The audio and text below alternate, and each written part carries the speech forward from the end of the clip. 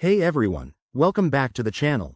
Today, we're diving into a super practical tutorial: how to send Chainlink tokens from Bitrue to Metamask in 2025. If you're into crypto, you know how important it is to move your assets securely, and this step-by-step guide will make it straightforward and hassle-free. Let's jump right in. First things first, before we start, make sure you have a few essentials ready. You'll need an account on Bitrue with some Chainlink, Link, tokens, and Metamask installed on your browser or mobile app. Also, double-check that both platforms are set to the Ethereum network, as Chainlink is an ERC20 token. Step 1. Open your Metamask wallet and ensure you're on the Ethereum mainnet.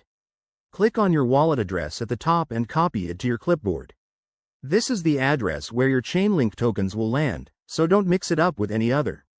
Next, log into your Bitrue account. Head over to the Wallets or Assets section, find your Chainlink tokens, and select the Withdraw option. You'll see a form pop up asking for the recipient address, the amount you want to send, and possibly some network fees. Paste your Metamask wallet address into the recipient field, enter the amount of Chainlink you wish to transfer, and take a moment to review the transaction details. Remember, gas fees on Ethereum can vary, so keep an eye on that to avoid surprises. Once everything looks good, hit Confirm. After you confirm, Bitrue will process the withdrawal. This might take a few minutes to an hour, depending on network congestion. While you wait, you can track the transaction on a blockchain explorer like Etherscan by copying the transaction ID from Bitrue. Finally, once the transaction is complete, switch back to Metamask and refresh your wallet. You should see your Chainlink tokens added to your balance. Awesome job! You've just moved your assets like a pro.